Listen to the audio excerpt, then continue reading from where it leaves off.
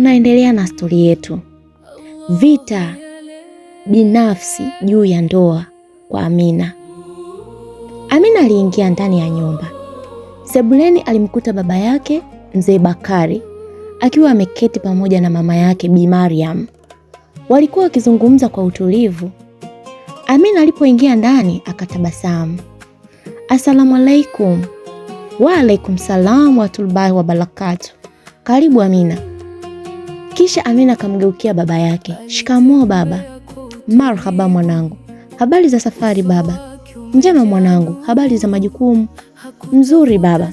Mwenyezi Mungu anatia baraka. Mzee Bakari akatabasamu kwa furaha. Basi ni heri kusikia hivyo mwanangu. Kisha akamwangalia binti yake kwa upendo. Sasa binti yangu Amina, nimekuja na habari njema kutoka Dubai. Amina akainua macho kwa mshangao. Habari njema? Ndiyo.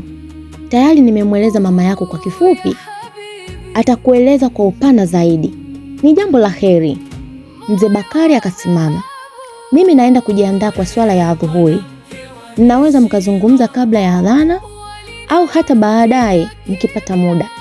Si jambo la haraka, lakini ni jambo la heri. Sawa baba. Mzee Bakari akaelekea chumbani. Baada ya kutoka, Mariam akamgeukia Amina. Amina hakusubiri, kisha akasema, "Mama, baba alikuwa anamaanisha nini? Unajua sijamuelewa." Mariam akatabasamu.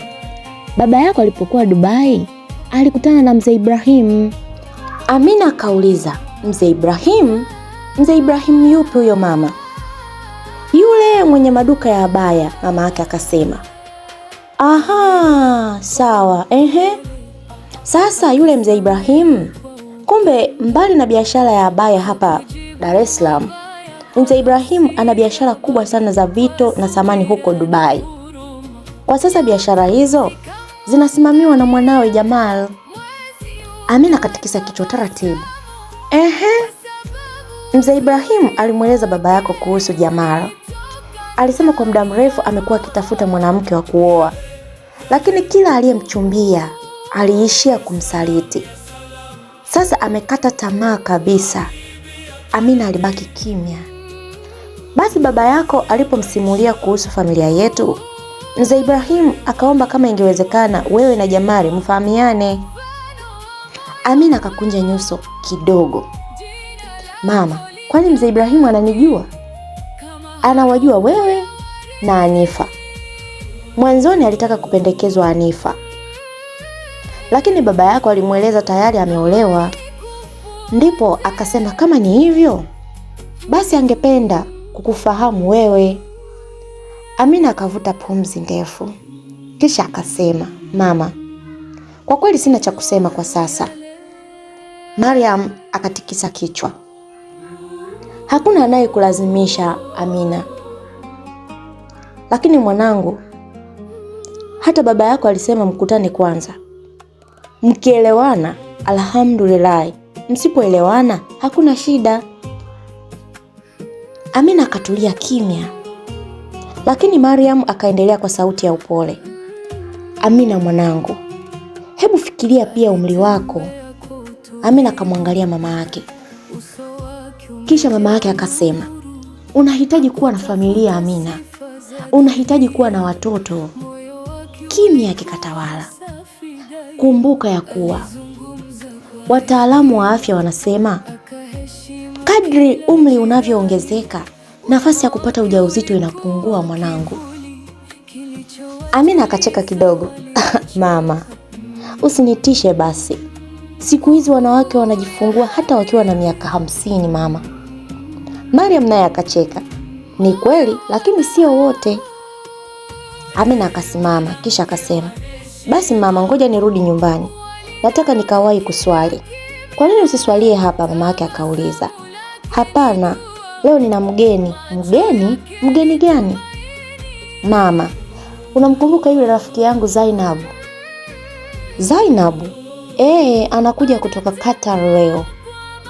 Yule aliolewa na Mwarabu? Ndiyo mama. Basi sawa. Ukifika nijulishe. Sawa mama. Amina akamkumbatia mama yake kisha akaondoka. Alipokuwa akiendesha gari kurudi nyumbani, mawazo yake hayakuwa tena kwa Hanifa. Safari hii jina moja lilikuwa likizunguka kichwani mwake, Jamal. Atakuwa mtu wa namna gani? Kwa nini wanawake wote waliomkaribia walimsaliti? Au kuna jambo ambalo hawajaniambia wananificha? Mawazo hayo yaliendelea kumfuata mpaka alipofika kwenye apartment yake. Amina alipofika kwenye apartment yake alishusha pumzi ndefu. Bado mawazo kuhusu Jamali yalikuwa yakizunguka kichwani mwake. Aliweka mkoba wake mezani, akaingia chumbani, kisha akabadilisha nguo, akatawadha na kuswali swala ya adhuhuri. Baada ya kumaliza ibada, aliingia jikoni. Akapasha chakula kidogo, akala kwa utulivu, kisha akaangalia saa ukutani. Nisichelewe airport, alijisemea. Lakini kabla ya kuelekea uwanja wa ndege, aliamua kupitia kwenye supermarket kununua baadhi ya mahitaji. Alipofika ndani ya supermarket, alijaza toroli kwa matunda, juisi, maziwa na vitafuno na vyakula vingine. Alitaka rafiki yake ajisikie yuko nyumbani. Alipokuwa akielekea kwenye kaunta kulipia bidhaa, sauti ya mwanaume ilimuita kwa heshima. "Samahani Amina." Amina kageuka. Mbele yake alisimama mwanaume mwenye umri wa takriban miaka 38 hivi. Alionekana mtulivu na mwenye kujiamini. Kisha akasema, "Habari yako?" Amina kaitikia, "Nzuri, habari yako na wewe?" "Salama, alhamdulillah." Amina alimtazama kwa makini, kisha akauliza, "Samahani, nafikiri hatujawahi kufahamiana." Mwanaume huyo akacheka kidogo, kisha akasema, "Ni kweli, kwako ni mara ya kwanza kuniona, lakini mimi si mara yangu ya kwanza kukuona Amina." Amina akatabasamu kwa mshangao. "Basi unanishinda. Naitwa Daktari Musa, nafanya kazi hospitali ya wilaya." "Nashukuru kukufahamu Daktari Musa. Mimi naitwa Amina, nafanya kazi kwenye kampuni ya uuzaji wa samani." "Nakufahamu Amina. Mara ya kwanza nilikuona kwenye harusi ya mdogo wako Hanifa." Mpaka mdogo wangu unamfahamu?" "Ya, namfahamu." "Na mara ya pili nilikuona kwenye ofisi zenu nilipokuja kununua baadhi ya vitu kule kwenye ofisi yako. Sikutaka kukusumbua siku zile." "Aha, sawa, nashukuru kukufahamu." Walinyamaza kwa sekunde chache, kisha Daktari Musa akasema kwa upole, "Kama hutojali Amina, naweza kupata mawasiliano yako?" Amina hakutaka kuonekana mkali, akatabasamu, kisha akasema, "Hakuna shida." Akatoa business card yake na kumpa. "Hizo ndizo namba zangu za kazi. Asante sana." "Nashukuru." Baada ya salamu za mwisho, kila mmoja akaendelea na shughuli zake. Amina alitoka supermarket na kuelekea moja kwa moja uwanja wa ndege wa Mwalimu Julius Nyerere. Ndani ya dakika chache, ndege kutoka Doha ilitua. Abiria walianza kutoka mmoja baada ya mwingine. Amina alikuwa amesimama eneo la mapokezi, huku macho yake yakitafuta sura ya rafiki yake aliachana naye kwa muda mrefu. Mara ikasikika sauti, "Amina!" Sauti hiyo ilisimika kwa furaha. Amina kageuka. Zainabu alikuwa akikimbia kuelekea kwake huku akitabasamu. Walikumbatiana kwa nguvu. "Alhamdulillah, alhamdulillah." Walibaki wamekumbatiana kwa sekunde kadhaa. Zainabu akamwangalia rafiki yake kuanzia juu hadi chini. Kisha akasema, "Amina, bado unaonekana kama binti wa chuo." Amina akacheka. "Wewe ndio Qatar, imekupendeza. Umependeza sana." "Asante Dia, karibu Tanzania tena." "Asante." Walichukua mizigo, wakaingia garini na kuanza safari kuelekea kwenye apartment ya Amina. Njiani walikuwa wakicheka, wakikumbushana matukio ya zamani na maisha yao ya shule. Jioni ilikuwa imeanza kuingia. Mwanga wa taa za jiji la Dar es Salaam ulianza kuonekana taratibu. Walipofika kwenye apartment, Zainabu alisimama sebuleni huku akizungusha macho yake kila kona. "Umepangia vizuri sana. Apartment yako ni mzuri sana Amina." "Asante, panavutia kweli. Alafu sehemu tulivu." Asante Zainab, karibu jisikie huko nyumbani.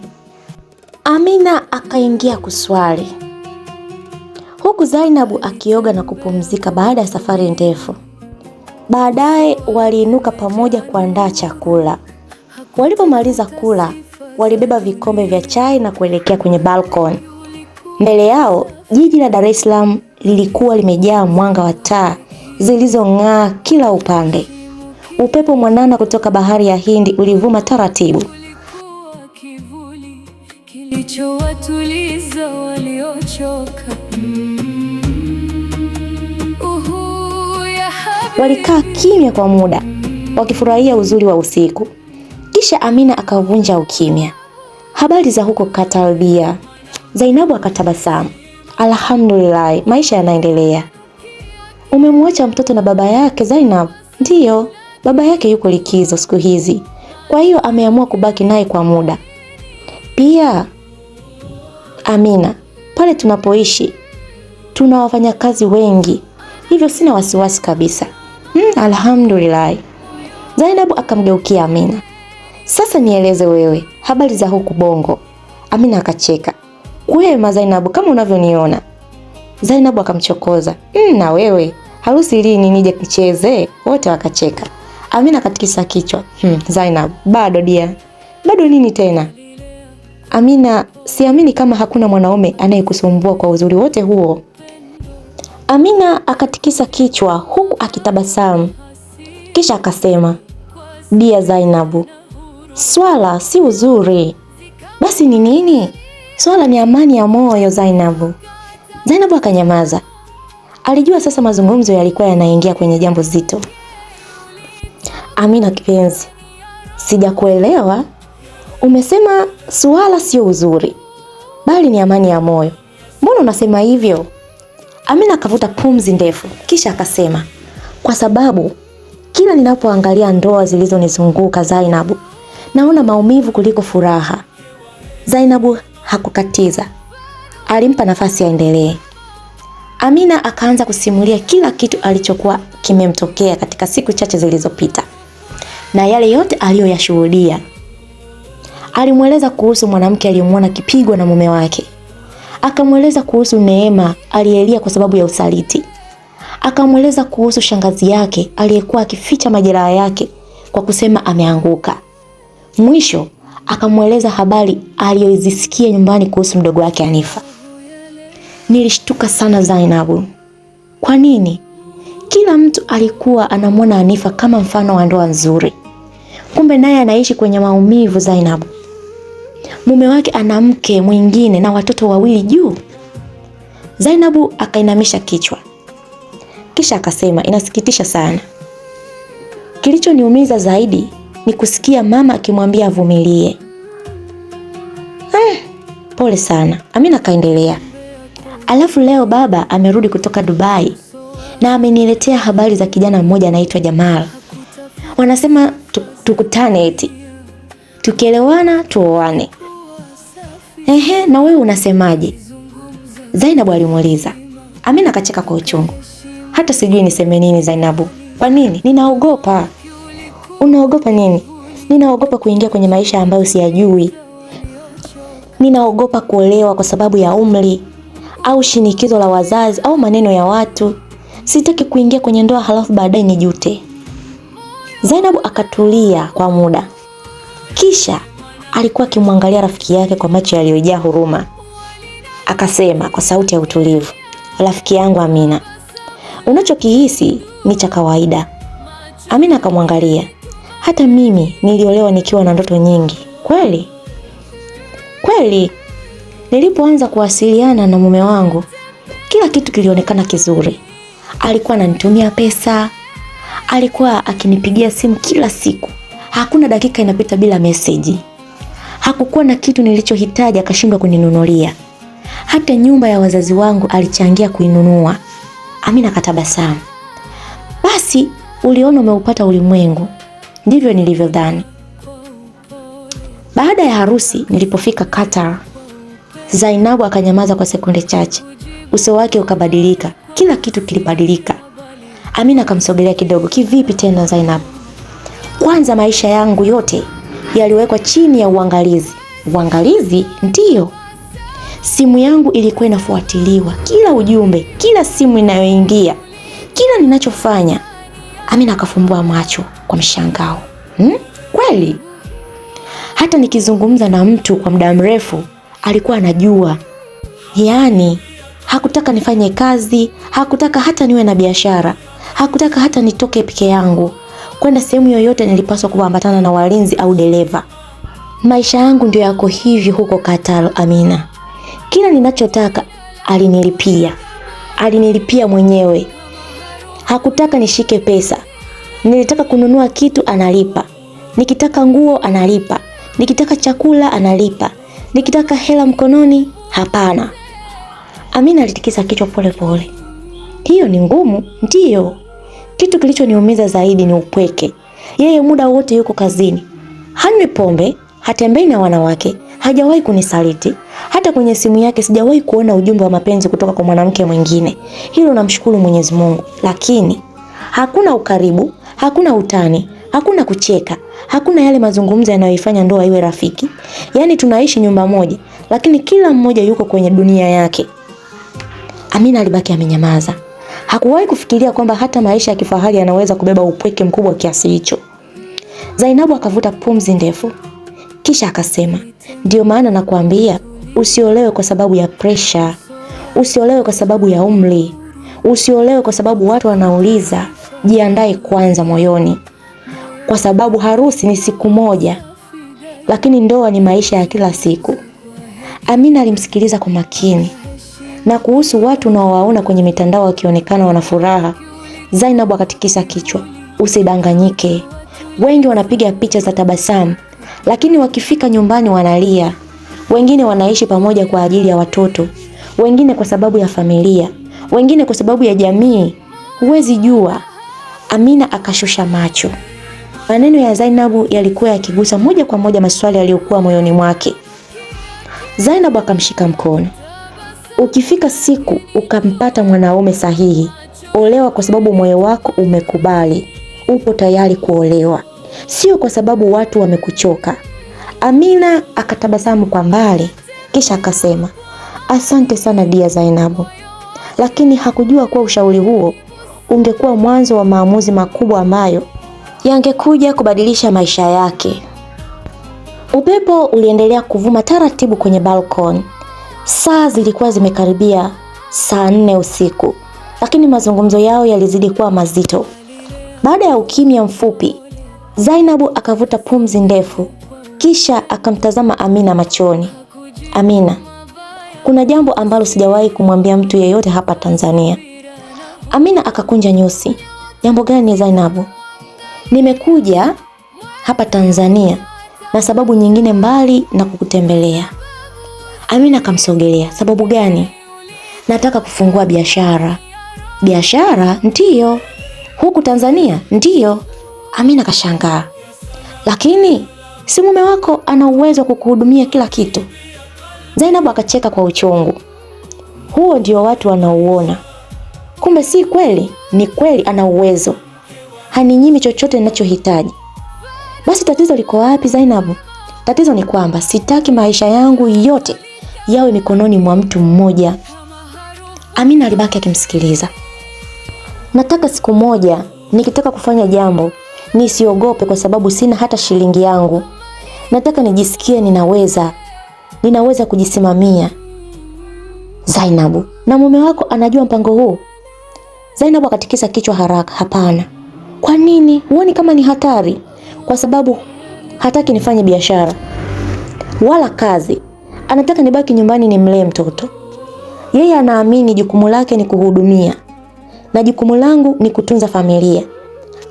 Amina akatafakari kwa muda. "Na wewe unaonaje?"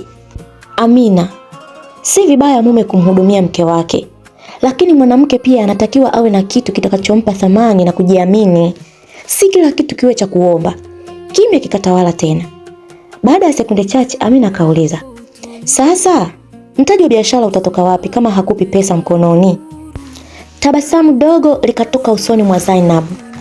"Hapo ndipo siri ilipo." "Siri?" Kabla sijaenda Qatar, Amina, kipindi bado tunachumbiana, alikuwa ananitumia pesa nyingi sana. Ndiyo, sikutumia zote. Amina akafumbua macho. Ulizihifadhi? Ndiyo, nilifungua akaunti kwa siri. Kila alichokuwa anatuma nilikuwa natenga kiasi. Mpaka leo fedha zile bado zipo. Amina akatabasamu. Rafiki yangu na akili. Kumbe Mungu alikupa hekima mapema. Leo ndiyo naona maana yake, Amina. Nataka nizitumie kuanzisha biashara yangu. Biashara gani sasa umefikiria? Nafikiri duka la vipodozi na nguo za wanawake. Lakini labda nitajenga nyumba ya kupangisha. Nitafanya utafiti kwanza. Amina akatikisa kichwa. Hilo ni wazo zuri. Lakini ghafla akakumbuka jambo. Zainab, naam. Leo mama amenieleza kuhusu kijana mmoja anaitwa Jamal. Jamal? Amina akaanza kumsimulia kila kitu alichoambiwa na mama yake kuhusu mzee Ibrahim, biashara zake Dubai na ombi la kutaka yeye na Jamal wakutane. Zainab alimsikiliza bila kumkatiza. Alipomaliza akatabasamu. Basi si mkutane kwanza? Usitangulize hofu, Amina. Mkutane, zungumzeni, mfahamiane. Kama hamtaelewana, kila mmoja ataendelea na maisha yake. Lakini usimhukumu kabla hujamjua. Amina akainamisha kichwa, kisha akasema, najua, lakini kuna jambo linanitesa Zainabu. Jambo gani? Kwa nini wanawake wote waliomkaribia walimsaliti? Amina akaongeza akasema, naogopa labda usikute ana tatizo Zainabu. Zainabu akacheka kidogo, kisha akasema, usihukumu kwa sababu bado hujakutana naye. Ukikutana naye, ukizungumza, unaweza ukajua. Usikute aliwachagua watu wasiofaa. Usikute labda alikuwa anatafuta uzuri tu, au usikute alikuwa hana muda wa mke, au usikute alikuwa mkali, mvumi. Kwa sasa itakuwa ngumu kwa wewe kujua. Maneno yale yalimgusa Amina. Unazungumza kweli Zainab. Alikuwa tayari ameanza kumhukumu mtu ambaye hakuwahi hata kumuona. Saa zilikuwa zimeenda sana. Zainabu akajinyoosha kisha akasema, jamani, leo tumezungumza sana. Amina akacheka. Kweli Zainab, unajua nilikumisi mno. Kesho unaenda kazini? Ndiyo, na mimi nimechoka safari. Basi tukapumzike. Sawa. Aya, usiku mwema Amina. Nawe pia Zainabu. Kila mmoja aliingia chumbani kwake. Amina alipofika chumbani kwake, aliswali, kisha akajiegemeza kitandani. Usingizi haukuwa rafiki wa Amina. Alilala chali huku macho yake yakitazama dari. Mawazo yakaanza kumiminika. Jamal atakuwa mtu wa aina gani? Nitampenda kweli? Je, atanipenda mimi? Mbona wanawake wote waliomkaribia walimsaliti? Au kuna jambo kubwa wananificha? Kisha mawazo yake yakahamia kwa Hanifa. Hivi mdogo wangu Hanifa ataweza kweli kuishi maisha yote akijua mume wake ana familia nyingine? Ataweza kuishi wake wenza? Na kama ningekuwa mimi, ningeweza kuvumilia? Halafu akakumbuka maneno ya Zainab. Usiolewe kwa presha. Andaa moyo wako kwanza. Amina akafumba macho. Akanyanyua mikono yake kimya kimya. Kisha akasema, ewe Mwenyezi Mungu, ikiwa ndoa ndio njia ulionipangia, naomba unipe utulivu wa moyo na uniongoze nisifanye maamuzi kwa sababu ya hofu au shinikizo au umri. Unionyeshe kilicho chema kwangu. Baada ya dua hiyo, hatimaye usingizi ukamchukua. Ilikuwa alfajiri mapema. Ndani ya apartment, Amina alikuwa tayari ameamka muda mfupi kabla ya alfajiri. Kama ilivyokuwa desturi yake, alitawadha, akasimama kwenye mkeka wa swala na kuswali kwa utulivu kabisa.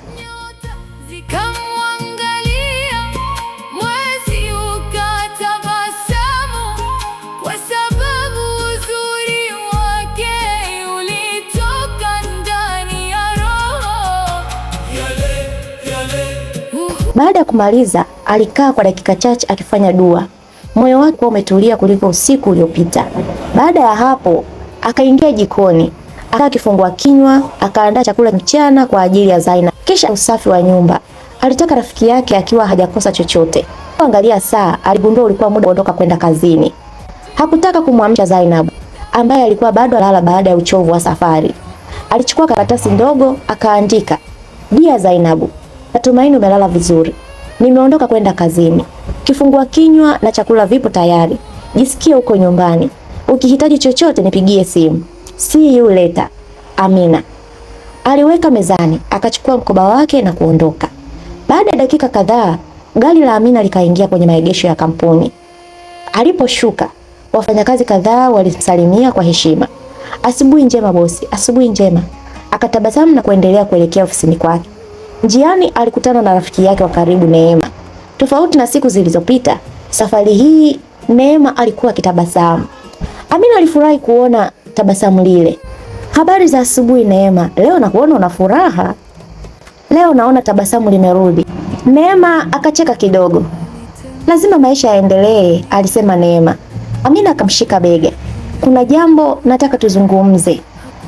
Neema akashangaa kisha akauliza, "Sasa hivi?" "Hapana, muda wa lunch." "Sawa, nitakusubiri." Baada ya salamu chache, kila mmoja akaendelea na majukumu yake. Amina aliingia ofisini kwake. Aliweka mkoba mezani, akafungua laptop.